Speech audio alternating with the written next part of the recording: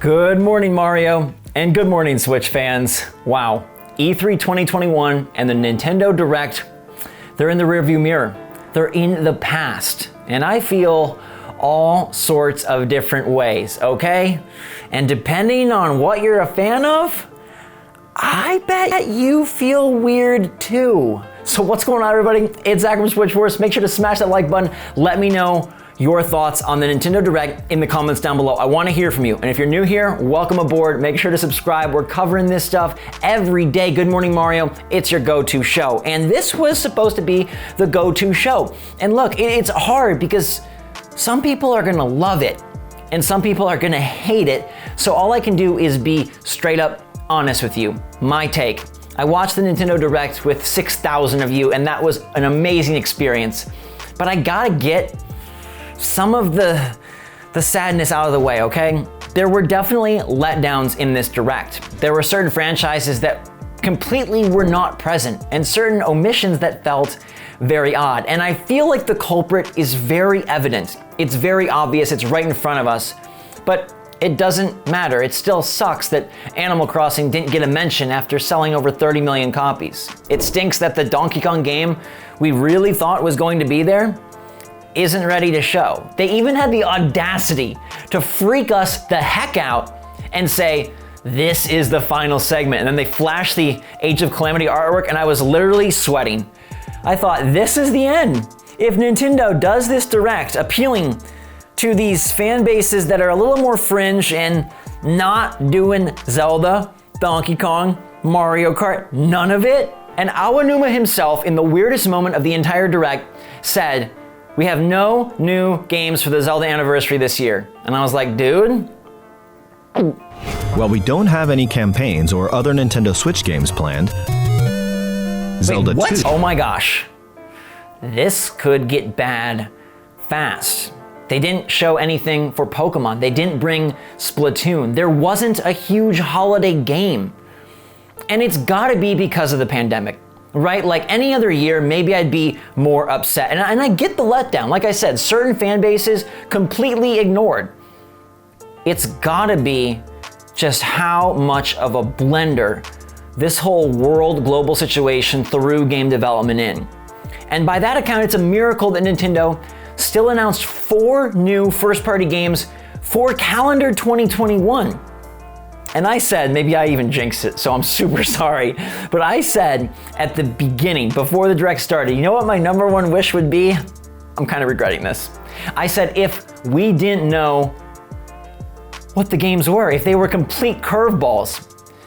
And there were some curveballs, and some really crazy curveballs. Like some of these franchises, the fans must have been going crazy. Like to see Advance Wars return, I don't think anybody predicted that. Now it is, remakes and repackaging, but it looks really nice. And that seemed to be a theme of the Direct this year. We had Mario Party Superstars, reorganizing favorite boards and favorite mini games. Advance Wars 1+2, bringing them back for a new boot camp. Monkey Ball, taking the OG titles and remastering them for Switch. It really felt like a year where they were trying to scrap together what they could to still show us that they got games. And unlike pretty much everybody else at E3, gosh darn it, Nintendo has games. So as bummed as I am that Breath of the Wild 2 is 2022, and maybe not even, cue Jason Schreier tweet where he says he thinks this game might not hit till 2023. Okay. They still put out a gauntlet of a calendar. Like you look at that lineup and your wallet is probably going to be hurting. All right, it wasn't everything we wished for, but Metroid Dread, I lost my mind when that title got announced. This is a game that has been in development and rumored and discussed for over a decade at least, and now it's here and it looks so cool. I think they did as much justice to 2D Metroid as they possibly could have, and they even put out a collector's edition, which is a rarity for Nintendo. Now I hope they have some sort of I don't know, maybe a cool Joy-Con set to go with it, but the game looks really interesting. I love Samus's suit, and I hope that it delivers a lengthy and fulfilling adventure, because we need it to. We're relying on some of these smaller titles that have a very handheld feel once again. Remember, this was the case a few years back when Luigi's Mansion and Fire Emblem and Link's Awakening all came out, and we were like, okay, this is the pillar that Nintendo would have put on 3DS, now on Switch, and it feels like that might have happened again. Do you agree? Like, this really feels like a handheld year all of a sudden. Metroid Dread, Warioware Get It Together, which is my highlight of the show. Call me crazy, but I love that thing. I think it looks so good. A new WarioWare, the characters each have their own special powers. That probably got, well, it's the second biggest reaction from me, but it was great. It looked great, and it's got co-op, and I'm hoping this can kind of be the Snipper Clips or the Overcooked of 2021 and really deliver like that holiday fun where you get together with your brother or your best friend or your grandma and you're like, we're gonna play some micro games and we're gonna have a good time and we're gonna enjoy just this quirky, weird world. Nintendo is doing just so many interesting things and trying to bring fun, and I will love and respect that forever. Even if they are smaller experiences, even if they do get a bit more bite size, it seems like they're trying to blow them up in unique ways. Like Mario Party getting true online and like true online. Matchmaking, pause the game mid-round, like I love that. That is amazing, and that is a testament to what we asked for. Like they did listen and they have made some improvements. So when you're bummed about Donkey Kong, it's like they're still making neat moves. They're still putting out fun stuff. And hey, there's always the Fall Direct. I don't want to get your hopes up too high, but there's nothing that says they can't announce a game in September and drop it in November. Unlikely, I know, but they could. They did it with Paper Mario 2 months. November, December, like those aren't that full. There's Pokemon Brilliant Diamond, which is a remake, and there's Advance Wars 1+2 in December on the 3rd, which is a remake, so. But Breath of the Wild came through in the clutch, and that was my game breaker. This is the sequel to The Legend of Zelda Breath of the Wild. Oh my God! In the sky again! No wonder Skyward Sword is coming! That game looks brilliant. It may be far off. It might be a ways away, maybe even more than a year. This Zelda could be seeing the same course of events as other Zeldas where it seems like it's almost ready and then it's not. I have hope. Fingers crossed they can hit a first half 2022 release date.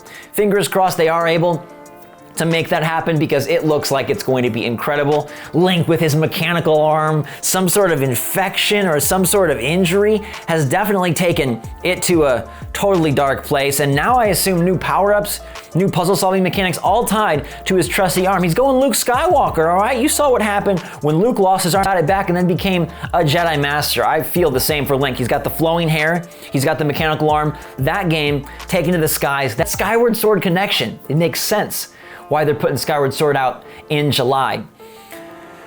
It's gonna be a hard wait. It seems like it has to be worth it though. Beautiful, beautiful. Oh, I was soaking that up. I watched that trailer on repeat after the direct because that was the feels that I wanted. That was the hope, that was the hype, that was the holy cow, thank goodness they brought it.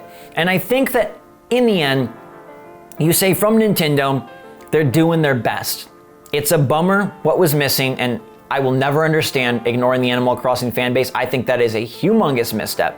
And clearly some people were off on some of their predictions and rumors, but I'm impressed that they have something consistently. Look at the release list.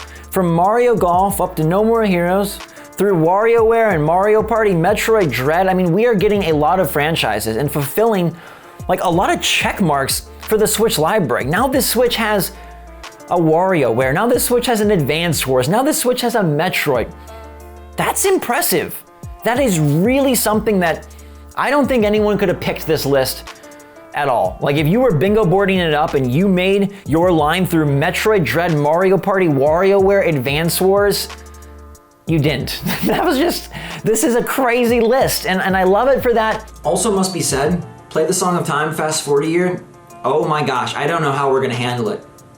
The lineup for 2022 is crazy. Like it is downright insane. The games Nintendo is planning, that's the year.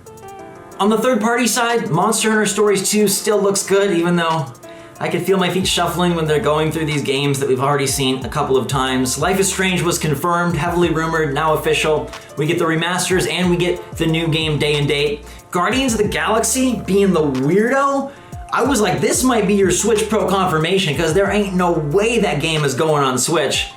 But it's a cloud version, there's nothing physical, so okay. Who knows with the hardware? They promised only software and they stuck to it. Doom Eternal DLC getting the day and date drop. Strange Brigade, a strange choice. It did feel like some parts of the show were cobbled together. Like, did we really need to see Just Dance again? Did we really need to see Mario plus Rabbids with no new footage or information again? Tony Hawk's Pro Skater making an appearance. I mean, you expect these kind of montages from Nintendo Directs, but it did feel this year like they were trying to just stuff it. They were trying to stuff it and they clearly had gaps and they needed to put some things in that maybe not a ton of people would be super excited to see. But some fans will be hyped by all the airtime that SMT5 got, confirming that leaked release date and looking pretty cool. Like, I won't lie, the graphics kind of look like they're covered in, I don't know, like a dirty dust, but the game itself looks fun. And that's another one you can add to the list, another Switch exclusive. They cataloged 8 exclusive games during this showcase, and that's impressive considering they're coming out this year. Almost everything shown was coming out and is coming out this year. Nobody else did that. So, did Nintendo save E3? What do we rate this Nintendo Direct? There was a lot of stuff that I wished for that didn't show up, and that bummed me out. But I can't ignore that this was a fun show, and they had stuff. They didn't pull a Capcom and bring nothing. They didn't pull a Square Enix and I don't know what you even call that. They didn't even pull a Microsoft and say 22, 22, 23, 23, 24. They said 2021. And I think for that reason, they did save E3. And they did bring their biggest hitter, and they showed gameplay. It was a small section, and we are, concerned about the actual release date, but Breath of the Wild 2, you can't deny that looks awesome. You can't deny that that looks fantastic. Weren't you smiling? Link's flowing hair, the sky, the flame glove, and that reversing of time with the boulder going back up the hill, it looked magical. And they resurrected many franchises. I think Mario Party Superstars is going to be a better hit than maybe it looks. It is a retread, but it's doing it in exactly the right way. Warioware seems to be so fun, and Metroid Dread is something players have been asking for forever. They even gave you the little nod of the hat to Metroid Prime 4, hopefully coming along cool. So in the end, it wasn't the best Direct. I don't think this had the punch to be a 9 out of 10. Definitely wasn't the worst. It's okay to say it was okay. I know normally you want to either be like, oh my God, I'm so angry, or oh my God, I loved it. And that's kind of the YouTube way, but I fall right at a 7 out of 10. I enjoyed the show. There were some low points, but I'm excited that I have Switch games to play this year.